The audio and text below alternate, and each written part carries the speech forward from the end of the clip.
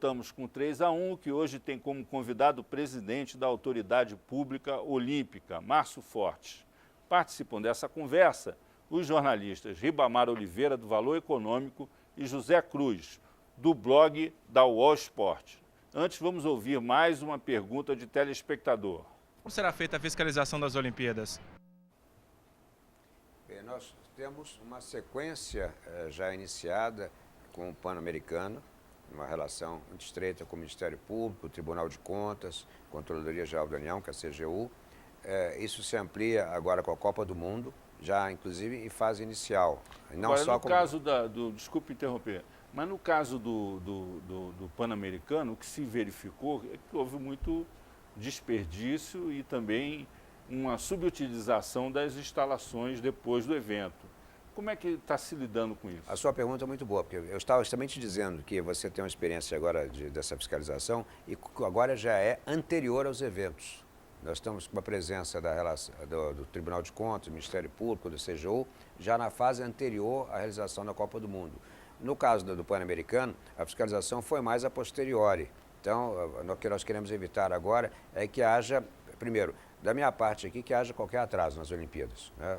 A obra tem que seguir dentro dos parâmetros, dentro da transparência, mas seguindo os cronogramas exatos para não haver atraso. Os órgãos de controle estarão em paralelo acompanhando a observância de toda a legislação aplicável à questão das obras. Tá? Isso é antes.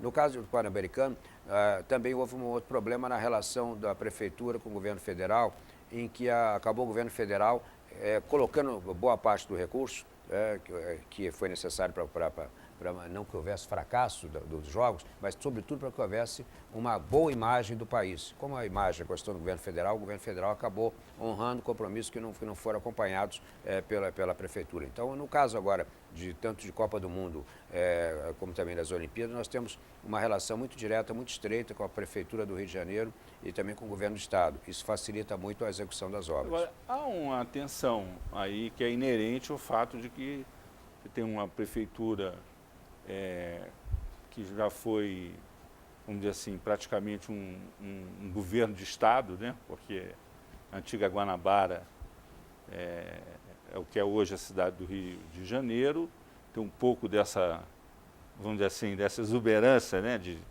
presença em áreas que normalmente a Prefeitura até não estaria. Você tem um governo do Estado, há uma boa relação política do governo federal, tanto com o governador como com o prefeito, mas houve uma tensão aí até para a formação, para a escolha da Autoridade Olímpica Pública, porque havia, vamos dizer assim, uma reivindicação do prefeito de indicar essa pessoa e acabou que se escolheu um nome, vamos dizer assim, de comum acordo, que é o senhor. Como administrar essa relação? Porque isso aí tende a ser assim até a realização do evento, faz parte, né? Como administrar isso? Permite, às vezes, só complementando a tua pergunta, presidente, que ano que vem nós temos a eleição municipal. Quer dizer, independentemente de quem vier ocupar, é uma nova relação que vai se iniciar. Então... Bem, essa relação foi estabelecida no governo Lula, né, uma parceria direta com o governo do Estado e também com a Prefeitura. E essa parceria que se estabeleceu foi muito importante para a condução das obras do PAC. Então, muita coisa de novo se fez também no desenvolvimento dessa relação, para que as obras andassem e, de novo que eu digo, parâmetros novos até de administração pública, para que você tivesse soluções mais rápidas para problemas que normalmente você tem em obras, você tem a liberação imediata de recursos, uma vez que a obra é medida, é homologada, para você poder correr mais com isso. Então, foi um estreitamento de objetivos. O nosso objetivo era o mesmo da Prefeitura, do Governo do Estado, que a gente queria deixar para a cidade obras que fossem importantes para mudar o quadro na parte de favela, na parte de saneamento, seja na parte de transporte. Então, essa unidade foi muito boa. Com respeito ao futuro, quer dizer o seguinte... A propósito disso, eu vou voltar a uma pergunta que eu acho que é importante. Há uma tensão do governo federal, principalmente da presidenta Dilma Rousseff, com esse setor de construção, com grandes empreiteiras, com relação à questão dos custos. Ela está praticamente revisando essas planilhas de custos das obras do governo e cobrando execução de obras no prazo. Agora mesmo, por exemplo, com relação ao aeroporto de Guarulhos, ela já disse que se a empresa não entregar o aeroporto até dezembro, ela vai considerar a empresa inidônea. As empresas são mais ou menos as de sempre, né? As que fazem estradas, são as mesmas que fazem hidrelétricas, são as mesmas que fazem estádios.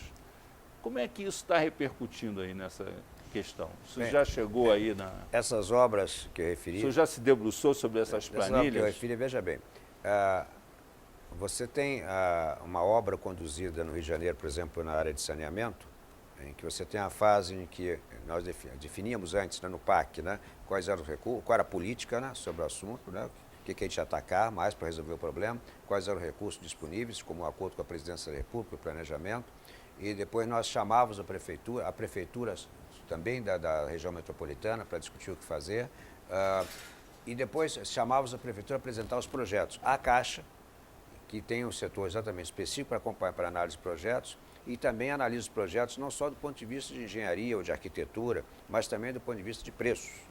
Certo? Então, aquele Sistema Nacional de Acompanhamento de Preços, SINAP, que é feito pela Caixa, é aplicado duramente. Tanto que as empreiteiras todas reclamam que é muito dura, a Caixa aperta muito, mas para isso que existe o SINAP. É para evitar que haja esse desvio que você está falando, que você possa querer colocar preços indevidos. Então, o SINAP é a grande base para evitar que as coisas se deturpem na execução das obras. E depois você tem a execução. Aí vem a parte inicial, que é a licitação, que não é a cargo do governo federal, a licitação é a cargo do governo local, da prefeitura ou do governo do estado. E na execução, nós, o Ministério da Cidade, acompanhávamos naquela época exatamente a execução para que os prazos fossem respeitados. Não esquecer que a gente só pagava quando a obra era medida progressivamente a 10%, 20%, 30%, 40% e homologado. Não adianta eu dizer que foi feita a medição, o chefe tem que homologar, tem que verificar se tudo foi respeitado, que estava no projeto, se está de acordo com o projeto, se os preços estão respeitados, se o que vai ser atendido o que foi proposto no projeto, e aí era pago. Então, foi uma relação muito estreita, muito intensa. Então, essa preocupação eu já não tenho porque eu tenho a Caixa para acompanhar. Então, é um dado importantíssimo. Então, isso aí, como boa parte dos compromissos passa por aí, já é uma tranquilidade. É claro que nós não estamos falando também de outras coisas que são importantes para as Olimpíadas. Eu já falei em hospedagem, né? Mas temos hotelaria em geral. Mas temos que falar também em segurança, né? Tem que falar em saúde, né? Questão hospitalar para atender não só os atletas, mas também os torcedores. Né?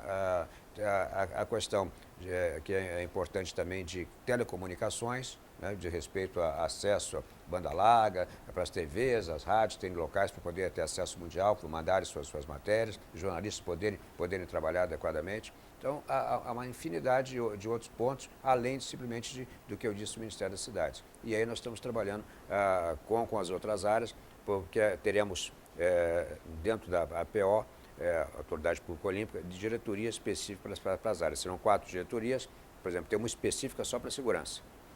É importantíssimo ter uma Olimpíada muito segura, muito tranquila. Doutor Márcio, quantas pessoas o senhor estima que venham ao Brasil, do exterior, que venham ao Brasil na Olimpíada? Vamos ver da parte da Olimpíada em si. Porque nós temos os Jogos Olímpicos e não estamos falando dos Paralímpicos, né? Só estamos falando aqui dos Olímpicos. Uhum. Temos Olímpico e Paralímpico. Olímpicos com Paralímpicos dá cerca de 15.500 pessoas, entre atletas, árbitros que estarão presentes. Jornalistas, cerca de 25 mil esperados. E voluntários, de 70 a 80 mil voluntários estarão trabalhando para apoio à execução dos Jogos. E turistas?